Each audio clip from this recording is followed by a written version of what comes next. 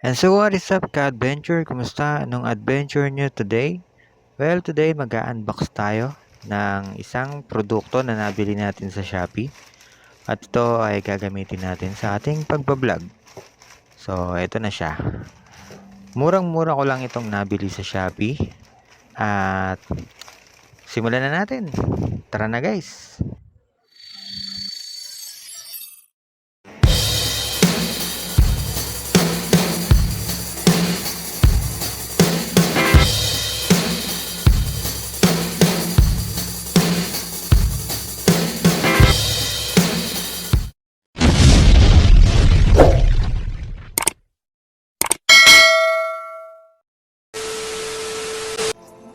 And so this is it guys. Ayan, meron tayong cutter dito.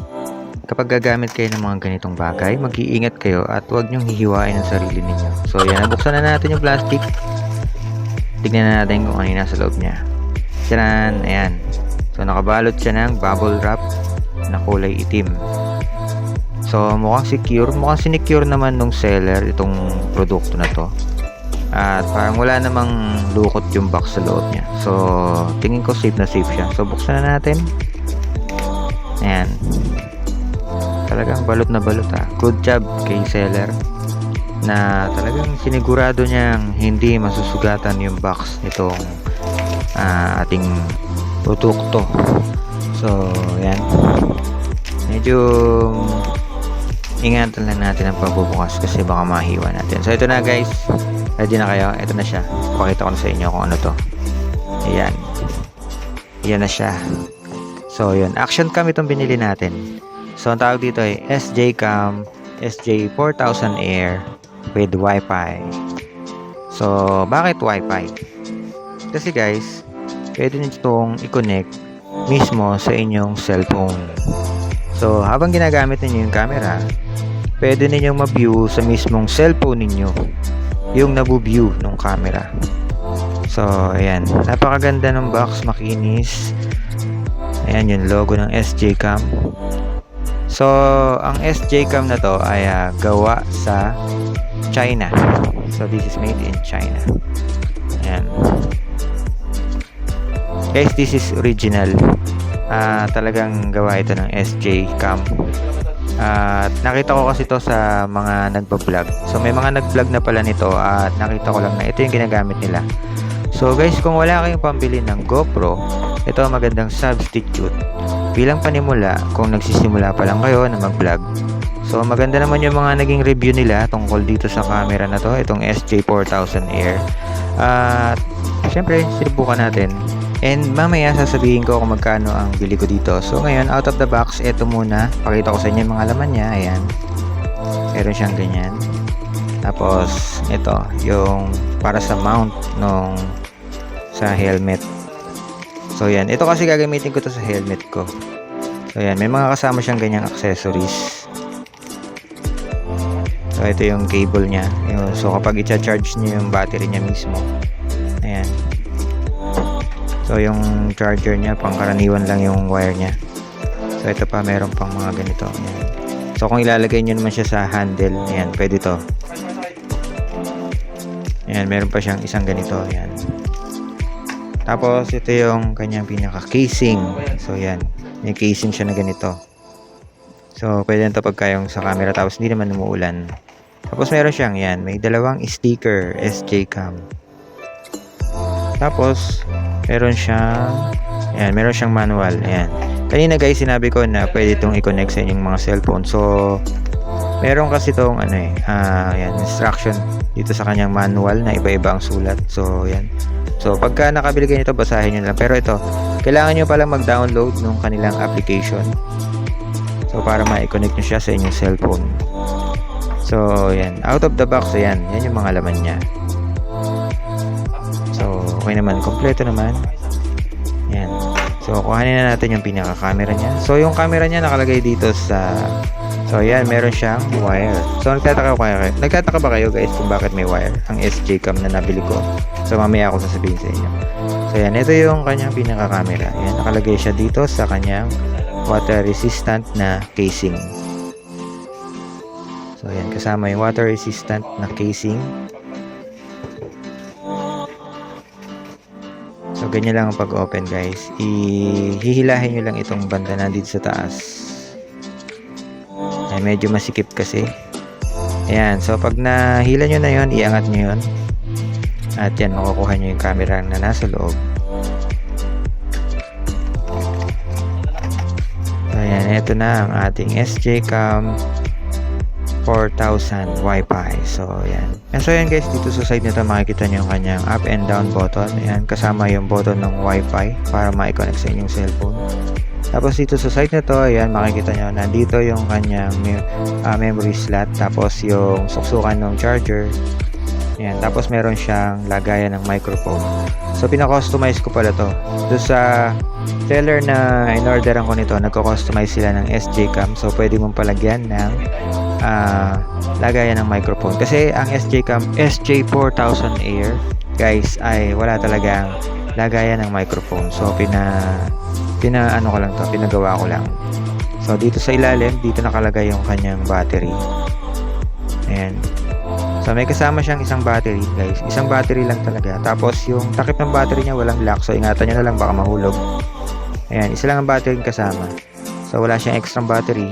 Kaya, yung battery ay bibili nyo na lang. Mura lang naman ang battery. So, may nabibiling battery. At ganito itsura niyan. Yan. Dapat, pag bumili kayo ganito, ang bibili ninyong battery. Para dito sa SJ 4000K Wi-Fi. So, yan. So, susunod, bibili na lang ako ng battery kasi siguradong kulang na kulang ang battery capacity nito dahil ito ay mga nasa 90 minutes lang. So, isa't kalahating oras mo lang ito magagamit kung isang baterya lang ang gamit mo. So, i-open na natin guys. So, pag kinlik mo yung kanyang power button, ayan. So, binati tayo ni SJ Cam. So, ayan guys, napakalinaw ng kanyang camera. Ayan. Bali, ang camera nga pala nito. So, ang chipset nito ay tinatawag na all-winner. Tapos, yung screen niya ay 2 inches lang. So, yung lens niya is 170-degree wide-angle lens.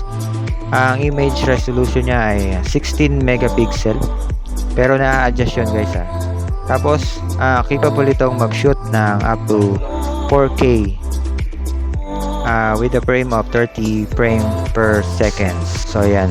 Pwede pala itong isupport ng micro SD na nasa up to 64 gig. So, yan. Hindi ko lang alam kung kaya pa pagka 128 gig. Pero kasi nakalagay dun sa kanyang memo dito sa box ay 64 gig lang. So, yan. Napakagaang niya. Ang gaang. Lightweight lang siya. And so, yung kanyang kulay ay matte finish na black na parang yung texture niya ay parang malambot. Malambot yung texture niya. Yan, oh. So, ayan guys, inuulit ko. Yung kanyang image resolution ay nasa 16 megapixel. Tapos, pwede siyang i-adjust hanggang 12 megapixel, hanggang 8 megapixel, 5 megapixel, at 2 megapixel. So, pagdating sa video, meron kayong apat na pwedeng pagpilian. Yung 4K, yung 2.7, tapos yung 1080p, at yung pinakamababa niya yung 720p. Na pwede nyong gamitan ng hanggang 120, 60 at saka 30 frame per seconds. So, sa menu niya, yan makikita ninyo. May mga menu naman ito eh. So, hindi ko pa masyadong kabisado kaya yan, pinapakita ko lang sa inyo. Pero, mapag-aaralan naman natin yan at ipapakita ko sa inyo yung mga shot na ginawa ko gamit itong camera na to. Sa mga susunod kong vlog, makikita ninyo yung mga kuha kung paano ang pag-capture ng mga image gamit ang camera na to. So, ilalagay ko to sa aking helmet para motovlogger talaga ang dating natin, no? Pero syempre kailangan natin, kagaya nga na sinabi ko kanina, kailangan bumili tayo ng extra battery dahil ang battery nito ay 90 minutes mo lang magagamit. So syempre, habang tumatagal, umiiksi pa ng umiiksi yun. So kailangan talaga natin ng extra battery, lalo kung mag-long ride tayo, di ba? So ayan, ito, i-explore nyo na lang yung menu niya. Madali lang naman pag-aralan to. Siguro hindi mo na ako matutulog ngayon para mapag-aralan ko talagang mabuti to ngayon. So ayan, ganun pa naman ako, excited ako lagi pag may mga bagong gamit. Hindi talaga ako nakakatulog. So, yan. Pindot lang tayo ng pindot para ma-explore natin at matutunan natin itong ating bagong SJ4000 Wi-Fi. Maganda to kasi guys, alam nyo pagka yung halimbawa, nakalagay ito sa helmet niyo, no? Tapos i-open niyo yung inyong cellphone, i-connect niyo tong camera na to. So, makikita niyo yung view do sa inyong cellphone na nabu-view ng camera. So, habang umaandar kayo, meron kayong idea kung ano yung klase ng video na kinukuhaan niya, di ba? And so ngayon guys, papakita ko naman sa inyo kung ano yung kanyang kayang kuhaan sa umaga at saka sa gabi. Okay? So tara na. And so yan guys, ito yung video na kinuhanan ko ng umaga at wala itong edit. Hindi ko binago yung kanyang mga kulay, hindi ko binago yung kanyang bilis. So yan, natural na natural yan. Maliban sa tinanggalan ko siya ng sounds. So yan. So 1080p 30 frame per seconds. And so guys, ito naman yung sa gabi. So ito yung sa residential area na konti lang yung ilaw. Ganyan ang kuha niya. At paglabas natin sa kalsada ay makikita naman ninyo kung gaano siya kaliwanag kasi marami ng mga ilaw pagdating dyan sa may labasan. So ayan, maliwanag na siya. So ito ay 1080p pa rin at 30 frame per seconds pa rin ang ginamit ko dito. And so yan guys, kung mapapansin niyo yung mga ilaw sa mga poste at saka yung ilaw ng mga sasakyan, para siyang tumatalbog dito sa shot na to. So yun, para siya nag-clear, tawag doon, parang kumikislap-kislap yung mga ilaw, diba? So yan, ganyan ang kuha niya sa gabi. So gamit ko pala dito ay 1080p at 30 frame per seconds pa rin. So sa mga susunod na araw gagawa tayo ng hiwalay na vlog. Ipapakita ko sa inyo yung review at saka ipapakita ko sa inyo yung iba't ibang klase ng resolution na pwedeng kuhaan itong camera na to. So sa ngayon ito naka-steady lang tayo sa 1080p at 30 frame per seconds kasi gusto ko lang ipakita sa inyo yung comparison ng day shot at saka night shot. So ayan. So ayan, 'di ba parang nagba-bounce yung mga ilaw sa kalsada. And so yan na nga guys, nakita ninyo yung kanyang day and night shot. At ngayon, i-reveal naman natin kung magkano ang kanyang presyo. So nabili ko to sa Shopee sa halagang 2,799. At ito ay upgraded para magkaroon ng 3.5mm jack. At meron din siyang kasamang microphone. Kasi sa mismong shop ng SJ Cam, mga nasa 2,500 lang to. Wala naman itong kasamang microphone at saka wala rin itong butas para dyan sa 3.5mm jack microphone na yan. So, kasi ganito yan ka-adventure, no? Paano ka kasi mag-motovlog kung yung camera mo ay hindi ka naman makakapagsalita? So yan, kailangan natin yan.